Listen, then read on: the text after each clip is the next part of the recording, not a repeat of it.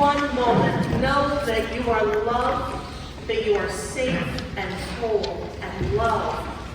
Know that you belong here, here among us, here upon this earth, in your body, however tired or broken your heart may be.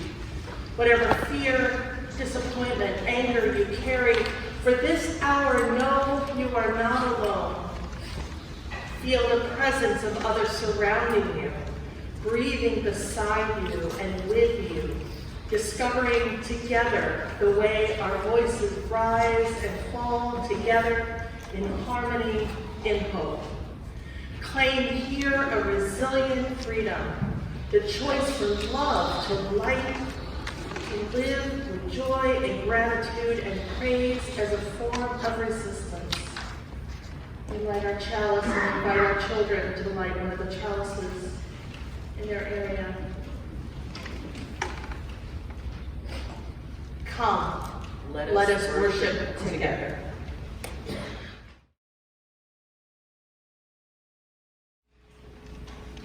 How many of you grew up watching Mr. Rogers' Neighborhood or showed it to your kids? And how many of you are watching right now the spin-off Daniel Tiger's Neighborhood or showing it to your kids? Yeah. I was born at just the right time for Mr. Rogers. I was 4 when it first appeared on WMHT in the Albany area. The perfect age for this unique show, and paired with Sesame Street, which came out at the same time, this little girl from Rensselaer County was suddenly learning about towns and cities, counting and spelling in both English and Spanish. I learned what other people look like, what it meant to use our imagination, and what it means to be a neighbor. I was reminded of the powerful ministry of this gentle Presbyterian minister from Pittsburgh, a ministry conducted for decades. When I watched the documentary, Will You Be My Neighbor, last summer, and it struck me how important it was to hear these messages back then, and how important it was to know that we were loved. And we were in the wake of the King assassination, midst of the Vietnam War, and the crisis of Watergate, and the restlessness of the country back then. So something this little kid from the country knew nothing about, except things seemed wrong, and some of my friends' parents never came home. I don't think it's a mistake that this documentary and the upcoming film about Fred Rogers, starring Tom Hanks, is resonating so deeply right now. The lessons that Mr. Rogers was teaching us and is still teaching us help ground us when we feel utterly ungrounded. And it's no wonder. The ministry of Rogers focused on teaching us from a very young age how to live out the assertion that we have inherent worth and dignity just by being who we are, and that how we treat ourselves and each other matters, which are really all sorts of ways of learning how to love. And this is what we'll be talking about today, that kind of love that we call compassion. It begins with how we hold one another in good times and bad.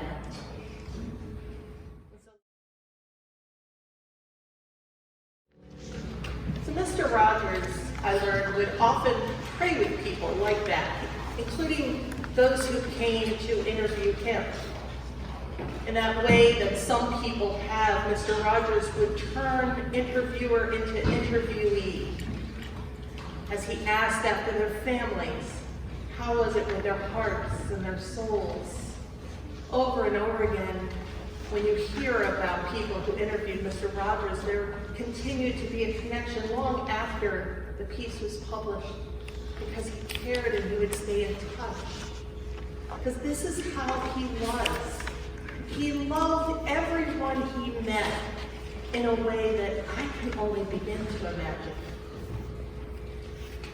And while I don't know this for a fact, I suspect that the grounding for some of these lessons comes from his faith, and in particular, from a well-worn and possibly well-overused passage from the first letter to the Corinthians. Now, it's true that these lessons about compassion are reflected in all the world's religions, but I'm particularly taken by this passage from the Christian scriptures, not only because I think Fred Rogers was moved by it, but because it's worthy of redemption for those of us who don't take much stock in the Bible. And yes, we hear 1 Corinthians 13 all too often at weddings. And as C.S. Lewis wrote, it has become so commonplace that it has lost its potency. But I want to bring some of that back because there's something good in here. It's not a passage about romance or about God or about Jesus. In fact, this passage doesn't even mention God or Jesus. And that tells me that this passage is about how we are supposed to be with one another and how we act in the world. So let me set the scene. Paul of Tarsus ministered to these little upstart churches that he founded around the Mediterranean in the 1st century of the Common Era. So he's kind of like a bishop or in our parlance, a regional consultant. He's the Andrea Lerner of his day. He's stewarding a bunch of churches through his visits and his letters. And let's not kid ourselves. People 2,000 years ago were pretty much like people today. And anytime you get a bunch of people collected in an organization, there's gonna be some trouble, strife, argument, dissent, especially when they're collected around a mission or a vision or a belief. So these letters or epistles aren't necessarily so much sacred text as they are swift kicks in collective keisters. Over and over again, Paul is telling these congregations to stop bending the stories of Jesus to make them look good, to stop fighting with each other, and honestly to just stop being bad.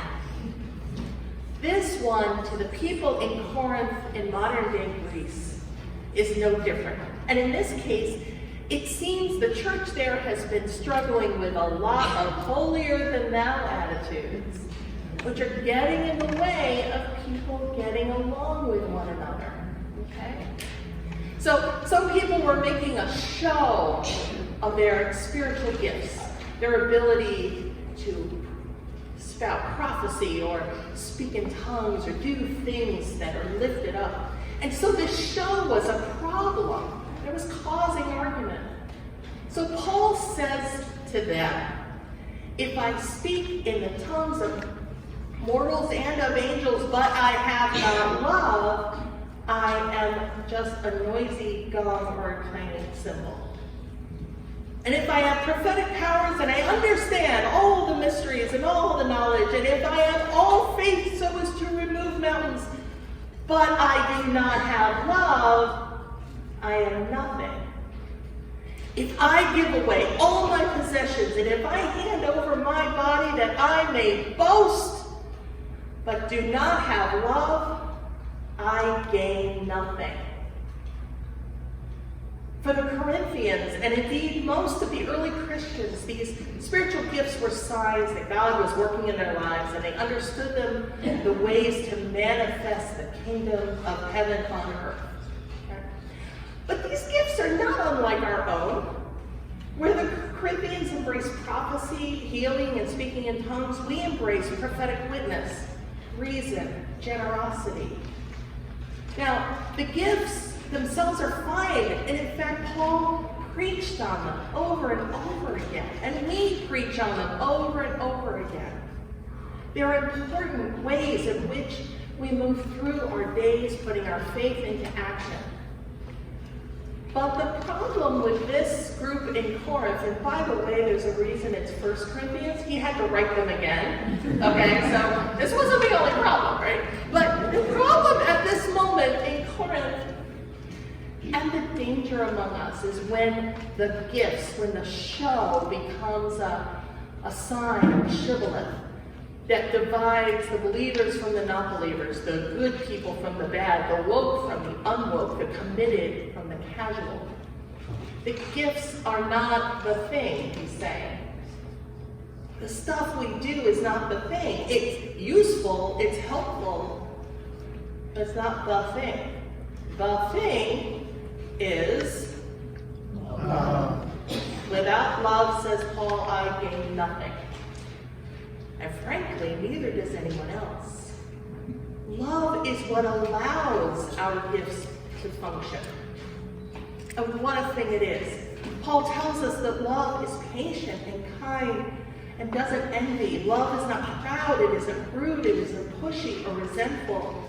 No, he says love bears all things, hopes all things, endures all things. Paul encourages the Corinthians and us to act out of love, not frustration, not superiority, not fear, not anger, not exhaustion, but act out of love. No, it's not easy. Love calls us to love the people we have known and tolerated for months and years and decades. The people we work with and struggle with, our committees and projects. The people we celebrate and mourn with. The people who delight us and annoy us. Love is what matters. And it's mysterious. And it's eternal. We can't know every effect of everything we do. And so it matters that we pay attention to how we do it.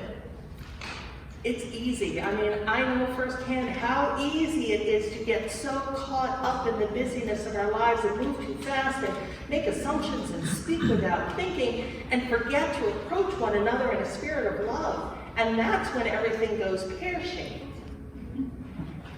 But when we listen in love, hearing our voices in each other's words, seeing our faces in each other's eyes, that's when compassion shows through.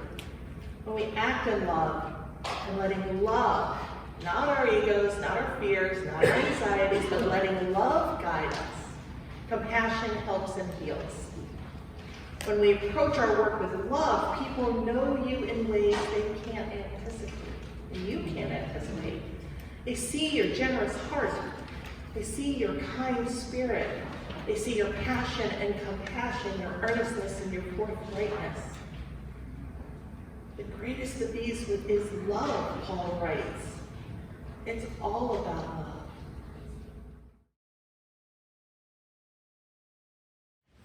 The heart knoweth, the heart knows. He's not wrong, Emerson. When we build a relationship or a family or a community that is based in love and kindness and compassion, that's when we don't need the words anymore because we show it with our actions. When we enter the world in kindness, we show a kind of extravagant welcome. Welcome depends on kindness, but remember, kindness is not just being nice. I hate that word, nice. Nice is wishy-washy. Nice rolls over. Nice doesn't want to offend. Nice is complacent. Nice doesn't make waves, doesn't make a sting, and lets people have their own version of the truth, even when it's not fact. Nice doesn't want to bother everybody. Nice says comfort is more important than goodness. Ease is more valued than doing what's right. No, we are supposed to be kind. Kindness sees a need and offers to help. Kindness stands up for the person being bullied and then makes sure that they are safe. Kindness disrupts lawlessness and incivility. Kindness goes out of its way. Kindness recycles. It holds the door. It builds a ramp. It explains. Kindness knows its privilege and uses it to build justice. And kindness doesn't stay still. It acts in both big and small ways. Kindness answers yes. It doesn't calculate the return on investment or the risk to reputation or fear of the comments. Kindness is present to the moment. It doesn't assume that we know how everybody does everything around here. Kindness welcomes new ideas as a gift, not a challenge. Kindness embraces complexity and nuance. Kindness embraces discomfort in service to something better. Kindness prefers effectiveness over efficiency. Kindness apologizes and takes responsibility. Kindness lets go of perfectionism. Kindness speaks honestly, but with care and thoughtfulness. We are talking about extravagance in inclusion, in compassion, in welcome. Kindness invites us to the extravagant welcome of intimate justice, how we treat one another. It's how we live in covenanted communities like this one. It's how we welcome one another into our most important spaces.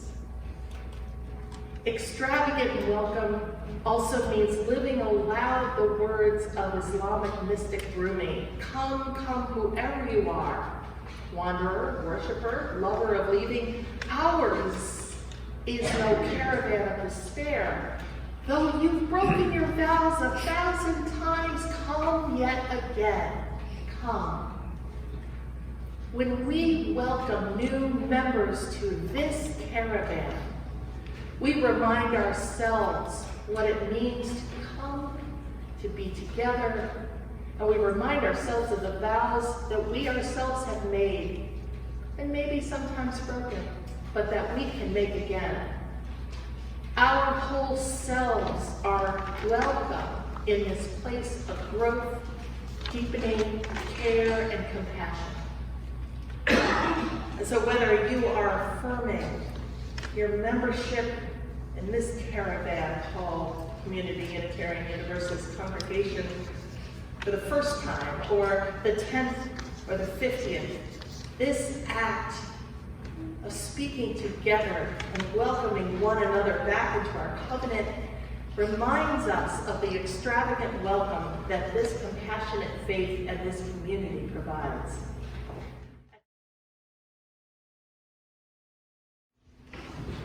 This was my hallway last Wednesday. Broken, sharp, treacherous. This was my hallway. It was my son who did this. Sometimes, often really, things break irreparably, and it takes your breath away, straight away. It took my breath away when my son stormed into the bathroom, frustrated, angry, fed up for his very own, very significant to him reasons. And when he chose to slam the bathroom door, causing the heavy mirror mounted to the front to slip out of the hardware holding it in place and crash onto the floor, 1,000,000 broken pieces were left reflecting the afternoon light. I was quiet. I surveyed the damage and took a deep breath. Put the dog outside so he wouldn't cut his feet. Put the cat in the basement for the same reason. I walked into the backyard and felt the hot tears streaming down my face. It's amazing how alone you can feel as a single parent in moments like these. I realized how scared and disappointed I felt. Did this really just happen? Yes, this was real. And as I stood and considered whether or not this was an indication of his developing character, I heard his tears through the window above me, coming from inside the bathroom. His soul hurt. This was not what he expected either. Hello, anger. I don't remember inviting you into my house.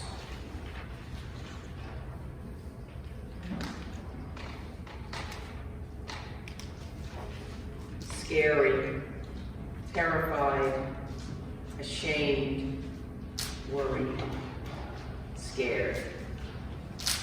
Deep breath, deep breath. That small, fragile soul needs you right now. He needs your very best, your biggest compassion, your most gentle and firm parent love and reassurance. More deep breaths. Go now. Go open the front door, tiptoe through the broken glass, hear him hearing you coming. Watch the bathroom door crack open. See the face you love most in the world, red with worry and wet with tears. His voice is suddenly so small. I'll never do it again. I am so sorry. More tears, more weeping. Such uncertainty on his sweet face. Go, get him. Go now. Scoop him into your lap. Yep, you're crying too. Damn, this was big. Hold him tight.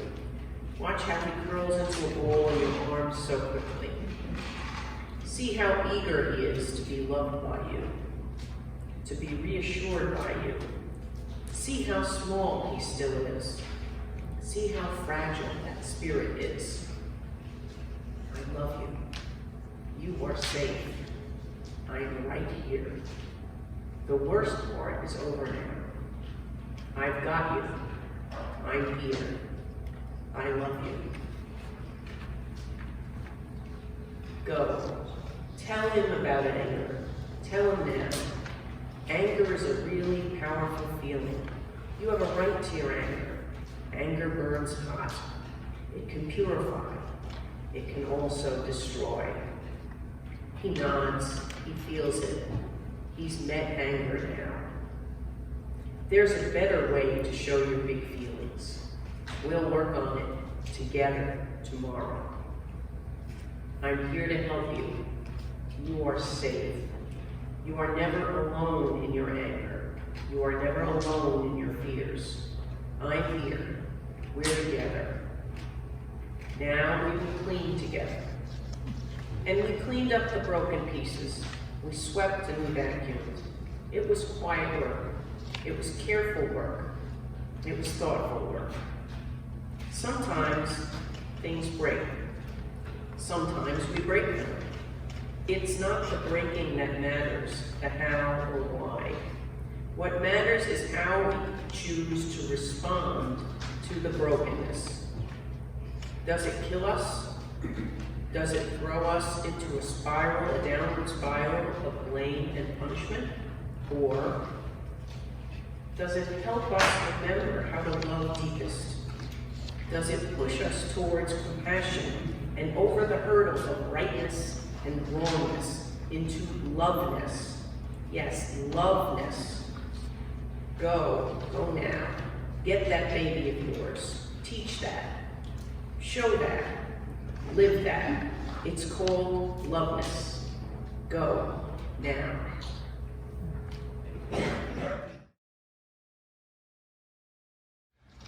Kathleen Fleming invites us to love less, to love deepest, to turn those moments of anger and fear and restlessness and frustration into deep compassion without question. It's not always easy, right? Loveness, unconditional compassion. How do we love so deeply? It's done without question. And despite all of the insistence of Paul of Tarsus and even the Beatles saying all you need is love, this is hard. And it takes practice. And it takes attention. It takes not only being kind to one another, but being kind to ourselves and offering the kind of forgiveness that says, well, I'll do better next time. It all comes down to shifting our mindset, shifting our perspective, acting with love and thinking with love and speaking and listening and approaching with love takes work, but it also means we have a pretty good shot at living a compassionate life, to welcoming one another, to being kind to one another. And so I invite you to some small acts of love and kindness this week. On the screens and in baskets underneath the quilt over there are some ways to show some bits of kindness and compassion to someone else. I invite you to jot down the one that catches your eye, or take one at random, and practice being kind. Let your compassion shine through. Because remember, they'll receive it. Emerson told us the heart knoweth. In fact, let's just take 30 seconds to practice one right now. Just turn to someone sitting near you and say something kind. It could be a compliment or a thank you or even an introduction.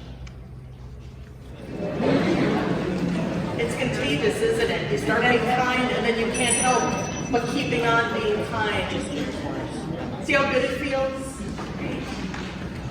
Maybe Mr. Rogers and Paul and even the Beatles were right. It matters that we act in love to remind ourselves and each other, to remember to pick up acts of love, to pay attention to moments of compassion, to enter the world in kindness. And now faith, hope, and love abide, these three, writes Paul. And the greatest of these is love.